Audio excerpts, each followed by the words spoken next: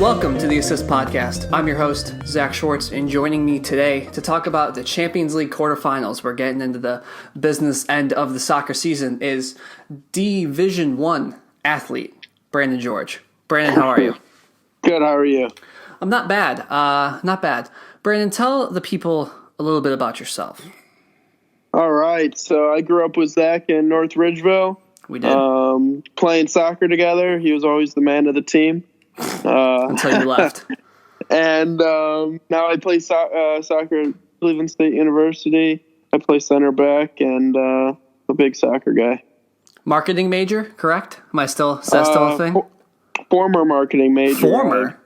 I have since switched to history education. Oh, you want to be a teacher? I do not know what the hell I want to be. But right now I'm learning about history. Okay. All right. I respect it. Got to figure yourself out. That's great. I'm glad you're expanding your horizons. Yes.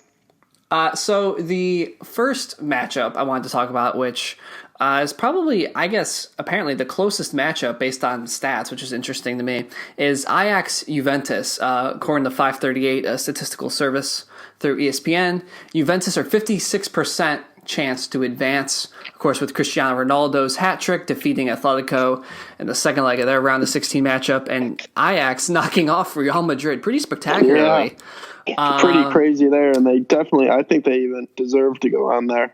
Oh, yeah. I mean, I agree with you completely. That was an incredible second leg match. What do you see in this matchup here? So the news that Cristiano Ronaldo is going to be out for the first leg, I think is huge, because the first leg's at Ajax, I believe. Yeah. So with Cristiano Ronaldo being out, if they can get out of there with a 1-goal lead, that can create a lot of danger. But I think the powerhouse of Juventus alone, I think it's going to be tough to take down. Definitely with how much they want this Champions League. They really want that Champions League title, so I can't imagine it going extra smooth for Ajax, but I think there's a chance with Ronaldo out in that first round. Right. I think it's interesting because Ajax this year, usually they're the plucky underdog, right? They make it to the Champions League. They obviously had a storied past back in the days with Cruyff. But this is probably one of the most talented Ajax teams in recent memory. Absolutely. Between, I'm going to get his name, I'm going to butcher all these names, but Zikum Hayac on the wing. They have Frankie de Haan, who's the future Barcelona star. Blessed. Matthias de Ligt at the back, center back position, 18, I think. So it's one of those, one of those true generational things, and yet they knocked off Real Madrid. But Real Madrid this year really aren't that good. Yeah, Madrid's they haven't been that good. And for them to go out in the Champions League just kind of shows what kind of season they're having. Putting Zidane back at the head coach job. Yeah, that was fast.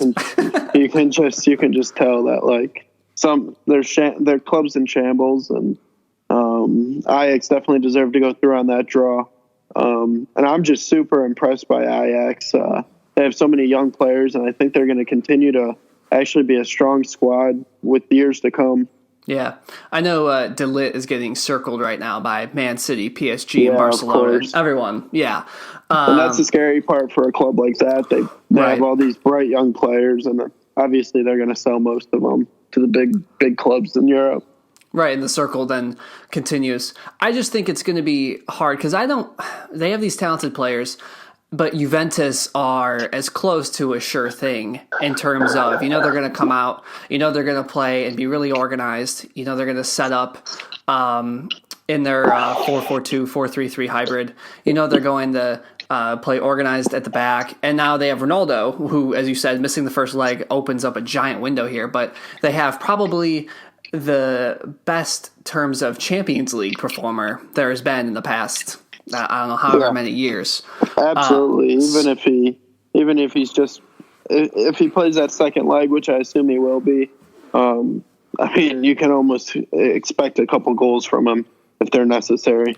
Yeah, and I mean, he saved Real Madrid teams of the past that haven't been great and led them to European glory for 3 straight years just by being in the right place at the right time and scoring. Yep. So, even though I personally feel like there is a player more consistent in the world. However, so I think Ajax will put up a good fight. Obviously, like we've said, this team is really, really good.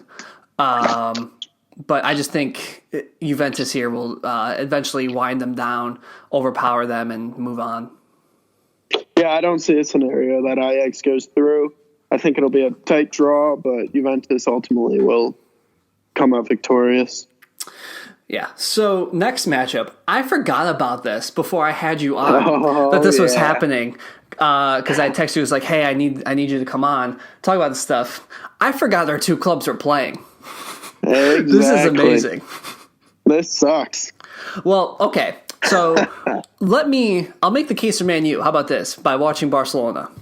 Let's hear it. I'll hype you up here before we beat you up. So this is not a classical Barcelona team. Now, they're 10 points up in the league. They on Atletico Madrid. They are into the semifinals of the Copa del Rey, and they just mowed down Lyon in the second leg. So everything looks fine. But there's something about this team. This is not Luis Enrique's Barcelona. Absolutely not. Valverde has come in, and a lot of people hate him. I read through these comments on Instagram, and my goodness. Basically, what's happened is that they had still attacked their 4-3-3, and then now they defend in this 4-4-2. They drop Dembele or Coutinho, the other wing, opposite of Messi, and they drop them and they don't press really. They play defensive football. Messi is having an insane season. He's fantastic still. PK has been had an excellent season. Longley at the back, filling in for Umtiti, amazing. Ter Stegen, amazing. Everyone else, and Suarez is on and off. Everyone else has just kind of like been middle of the road. Rakitic has been good enough. Arthur's been good enough. Same with Busquets. And then they bring in Vidal in the last 20 minutes to just run rampant over the midfield and get 5 fouls and kill the game. So, in terms of the pass sides and the beauty of it, in Messi focus, I don't think there's necessarily anything wrong with that because he's the best player. But for instance, Coutinho, who we thought would be this excellent playmaker and lead Barcelona to glory, and I'm just going to say it, Coutinho sucks. I don't know whether we use him incorrectly. We as in Barcelona, of course. I know I'm not on the team. But it's just, he doesn't fit. And whether he's just trying to do too much, whether he's not doing enough, I'm not sure. But there's rumors that they're going to sell him already, which is crazy to think about. Dembele is amazing. So if there's ever a year for plucky underdog Manchester United to beat Barcelona, it's this one. This isn't a classical team. I agree. I think, Barcelona is obviously still easily one of the best teams in the world. And a huge powerhouse, but they just don't have that for sure win that you would normally think in a Champions League. Like the team's been centered around Messi this year, and normally throughout his career, it hasn't been a team centered around him. He's just been such a great addition. Mm-hmm. And this year, I almost feel like it's going to be Messi or nothing. Yep, you're absolutely right. That's my observation watching these games these past couple months. And from a Manchester United point of side, they're tied right now 1-1 with Wolves, which isn't great. But they've been on such an incredible run of form. They have been. Since Ole Gunnar Solskjaer has taken over, and now he is their permanent manager. So that's pretty huge news, and I think that's going to put Manchester United into a strong force going into this matchup, trying to prove something for their new manager. Right. So that's what scares me a little bit, is that the great run of form. And by the way, Barcelona's playing right now too, and Coutinho scored and hit the post in the first 15 minutes. So there you go. There we go. But I stand with the issue just that Man U's been really hot, and obviously they just snuck by PSG. And we beat a broken PSG, in all honesty, and we won off a VAR penalty kick. So I'm not too confident in that, but I would accept it. I just take it. I accept it. But and I think when we still had the old podcast, the companion, we went on and did a preseason pod, and I said Man U's going to flop, and I was absolutely correct. I did not see the resurgence, however, that's come up, and now obviously they're in the mix for the 4th spot. They're in the quarterfinals, so it's a pretty awesome resurgence. So I just laid out the case for why Barcelona could lose. I don't think they'll lose, and the reason I say that is because I think Barcelona probably has at least the top 3 players on the field. Obviously Messi. If Suarez shows up, Messi and him will combine for 4 goals. I mean, those guys are true partners on the field and true best friends off the field. I don't know if you've seen the pictures, but I think Suarez made his wife sit in the back of the car, and Messi was in shotgun, which is perfect. Ter Stegen's been amazing this year. He's truly, I don't know about the best goalkeeper conversation. Obviously, the Man U, De Gea would be in that conversation as well, but Ter Stegen just puts out any fires. So I'll still take Barcelona to advance, even though I don't feel good. Usually at this stage in the competition, I'm expecting to win, especially the whole competition, especially with the teams that are left. Real Madrid's not in it anymore, and that's a big worry. Barcelona's kind of owned Man City recently, even though this Man City I think is different. So I think I think they'll win. I have faith in my Manchester United. I'm not going to say that they're going to go on and win, but I think that there's going to be a battle put up there. Yeah, I agree with that. I mean, we still have Pogba. Lukaku's been hot lately. Martial can show up in games that he needs to, and most of all, David De Gea can win us games. He can really shut down games, and I mean, it's going to be tough against Messi and Suarez, but he's the type of goalkeeper that I would pick over pretty much anybody in the world. Yeah. So, Luke Shaw and Chris Smalling have to show up. Yeah, I'm not a big Chris Smalling guy, but it is what it is. It'll be interesting. And one other thing I want to talk about, the bracket came out. So, now we know that if Barcelona or Man U were to win, they would face the winner of Liverpool-Porto, who we'll get to in a second. I brought this up to one of my friends, my dad. So, Man City's on the other side of the bracket as well. If all the breaks, all the games go to this way, Barcelona could face 3 straight English opponents in Manchester United, then Liverpool, then Manchester City. And this age-old debate has always been on about which league is the best, La Liga, English Premier League. And I've always maintained that La Liga is the best players and the best teams in terms of the top level. The English Renaissance, if you will, is happening in the Champions League after a lot of struggle. I don't feel confident in it. I would love for nothing more than for Barcelona just to kill off England, just in 1 month, just destroy Manchester United, Liverpool, Manchester City. I don't think it'll happen. Okay. It'd be amazing. Regardless, though, as long as Porto loses to Liverpool, they're playing 3 English opponents because Tottenham, Man City. Right. Yeah. So they would kill off England. And to be fair, can get through each 3 of those teams. Barcelona already beat Tottenham twice in the group stage. Yeah, that's true. So, and I was going to say Liverpool-Porto, but go ahead. I just think Barcelona getting through 3 English teams, that would kind of settle a debate. But I think that's a huge task playing against a Liverpool potentially and an extremely strong Manchester City. Although they have not been performing in Champions League in years past, but you never know with a Pep. Yeah, Liverpool and Manchester City are true juggernauts now. They are not just English, the top teams in England. They are true European, and Liverpool showed that. I mean, how many years ago was it that saying that Liverpool could beat Bayern Munich would be insane? And they cleaned them out pretty quickly in the round of 16. And Liverpool is playing Porto. Porto beat Roma in extra time, level on points with Benfica in the league. This is probably the most lopsided game. I think Liverpool should clean this out. Yeah, very favorable draw for Liverpool. Yeah, I think that's a straightforward matchup for Liverpool, definitely with their form. They're obviously having to focus a lot on the EPL as well right now. Right. With the battle at the top 2 with City. And I think that's the scariest part for Liverpool, that they haven't been able to maintain both the league and Champions League. But I think when the ties come, they're going to focus on Champions League. It's impossible not to get up for a Champions League match. Right. I see them having no problem here.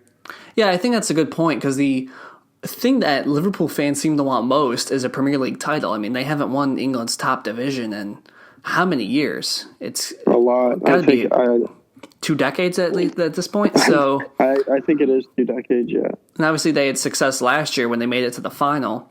So I wonder if Klopp begins to focus on the league a little bit more, and that could potentially leave them vulnerable in the semifinals, perhaps. It won't this game. Yeah, it won't this match. Yeah, it won't this game, but in a semifinal when they're really that's the league coming to an end and that's Champions League coming to an end.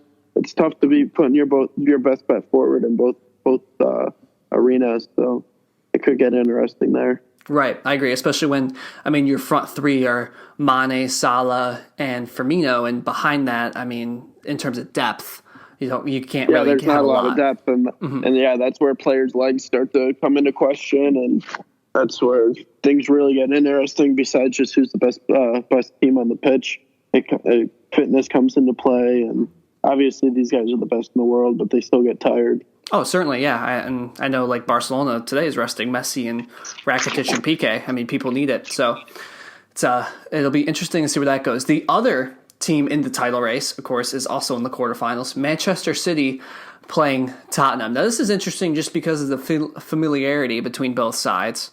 Tottenham's in third right now in the league, I believe, although the games are going on now. So they're in a tight race there with Arsenal, Chelsea, and Manchester United. They handled Dortmund very well with a strong first leg in the round of 16, and Man City just absolutely annihilated Schalke. I think City will take this, and City scares me more than Liverpool because you talk about depth. City has it. Yes. So they can definitely front both of these competitions, especially with someone like Pep behind the controls. They can certainly go and win the Premier League and the Champions League, I think. I agree with that. I think they have the potential to. They have the roster to do it, and they have the coaching staff to do it. But I think with their past years in the Champions League, they've always somehow come up and disappointed. And I think that's pretty worrying. I'm not sure where that comes from or what happens to them in the Champions League. But if they're going to come up against a Barcelona in a Champions League semifinal, I think they're really going to struggle there. I don't know if it's a mental thing or what, but the history shows that they struggle in the Champions League. So we'll see if they can overcome that this year. Yeah, so that's one thing that I have always thought about. With a lot of my Detroit teams, I'm not able to do this, but Barcelona's been so good for a while that I start to perceive opponents not as based on their actual skill level, but just based on how Barcelona's done against them in the past. For instance, Barcelona has owned both PSG and Manchester City in the past. And for me, that means they're not scary. No matter who's on the team. I'm like, yeah, Barcelona owns them. Doesn't matter. Yep. And in a way, I feel like that a little bit with Manchester United because, of course, before 2015, the most recent, I wasn't a fan then, so I can't really say much to you. That was in our youth. But Barcelona won 2 Champions Leagues at the expense of Manchester United. Great, I know Manchester United had success against Barcelona before then, so all this is relative. But when I think of a team like Juventus, I'm scared. I'm very scared. I don't like that. I don't like that at all. It's like Man City. It's like, yeah, they might be the best team in the world right now, but I mean, we've owned them, right? But we've handled them. Yeah. So it's just a not great perception, but I don't know how the Premier League race will pan out. I haven't looked at the schedule. I haven't looked at all that stuff, the injuries. I just saw something today that Aguero might be injured for a little bit, which is a very big deal for them. But yeah, it'll be interesting because Manchester City certainly has the depth, and Tottenham also has the firepower to possibly pull off a 2-game shocker here, and has a fantastic manager in Pochettino to do that. I mean, Harry Kane's back, Dele Alli's back. They have the chance before, and they were a true title contender before injuries hit them as well. So this could be a back and forth. Yeah, we can't forget how strong they were early on in the season, and the powerhouse of Harry Kane. you never know what's going to happen with the Tottenham team. But I see Manchester City coming away with it. I agree, and that'll make our friend Kyle Milner very happy. Frequent assist guest. Yes. So that's our recap. We agree on all our picks. I mean, I think these are pretty straightforward games. Yeah, I think they're pretty straightforward, except I'm picking Manchester United still. There we go. I have to. Yeah, you'd be a bad fan if you didn't. Yeah. Those games start next week. Yes. Which is why we're doing that. It's amazing. So, I didn't really have a game set up because I got stuff to do later. But I did want to get to a couple stories here.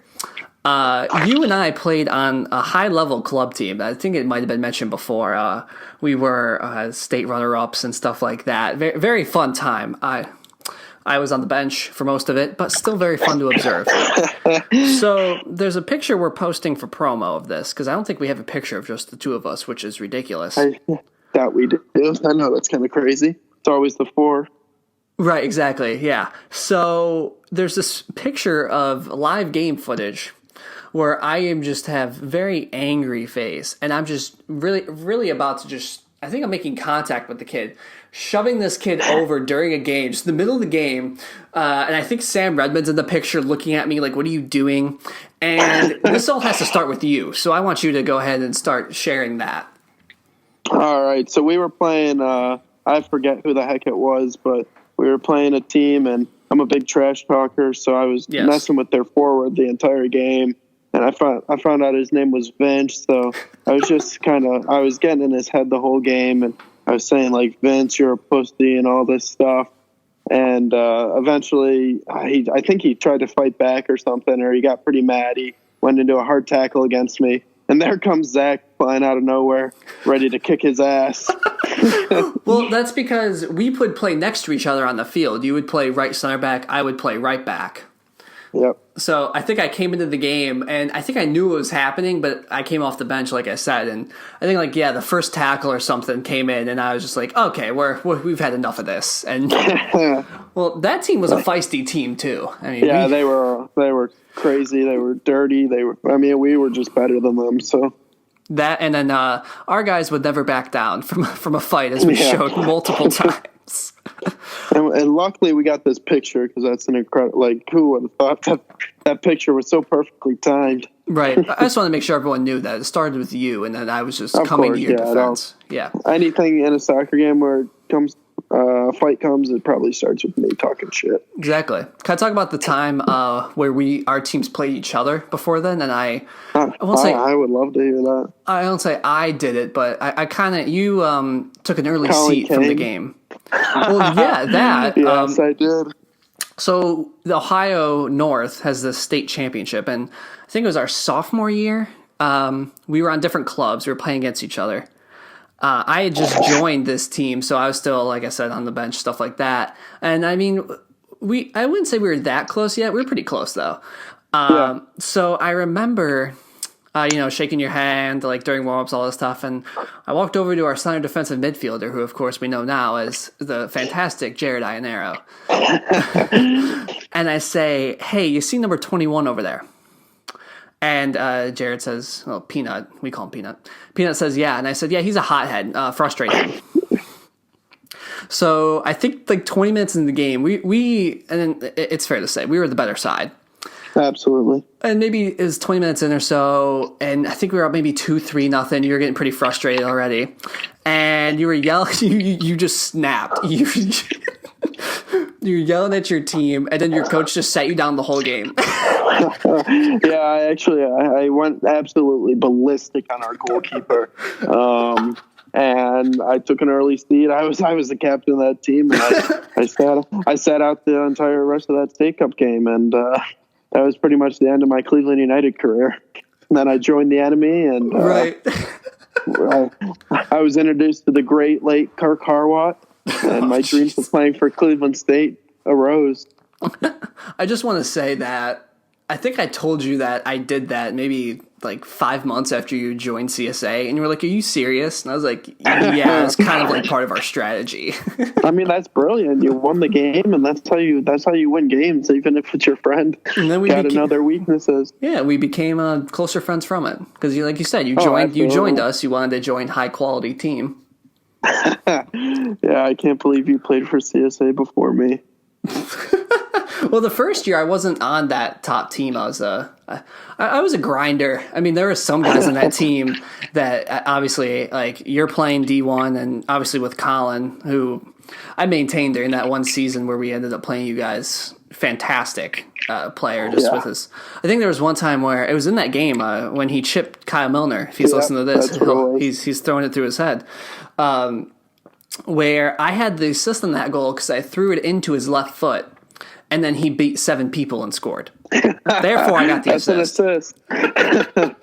So that was Colin Kane in his prime. Exactly. So it's like those kind of guys, and a lot of them obviously didn't pan out. There's some injuries and stuff like that. But I mean, that team was so high quality. I'm just like, okay, I'm just gonna like slide tackle people. I'm gonna get in people's heads, and you were there just to fuck shit up. Yeah, and then with Kirk, like you said, I kept Kirk in line. True that. Yeah, if there's one guy that got into Kirk Harwood's head since I've known that guy and been coached by him in college, it was you. Well, you made him sound like he was dead. He just left the program for reasons we don't have to discuss. He left the program. He's not dead. Yeah, just making sure. Did he ever say anything about my nice donation? He did. He made a comment. He said, "Did you see that Zach Schwartz put it in memory of our CSA team?" I'm like, "Yeah, I saw that. That was brilliant." He was cracking up. Good. Well, I'm glad. Man, good times. A lot of good memories. Yeah, but now I'm just playing I Am Soccer. And I'm playing against Dayton on Saturday. So. Big deal. All right, well, Brandon, thank you for coming on. Thank you for having me. That was a lot of fun, and hope we get a lot of listeners to this guy. Yeah, well, that's what we're trying to do here. Hopefully Barcelona doesn't beat Man U too bad. I don't see it happening. Keep your ego intact.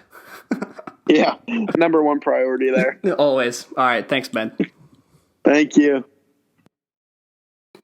Thank you for listening to the Assist Podcast. If you like the show, go drop a 5-star rating. That really helps us keep the show going. If you want to stay updated with all of the podcast episodes, hit the subscribe button, and also go follow our Twitter, which is @assist_podcast, and our Instagram, which is now the Assist Podcast. And you can write any emails, any suggestions you have to theassistpod@yahoo.com, and we'll see you next week.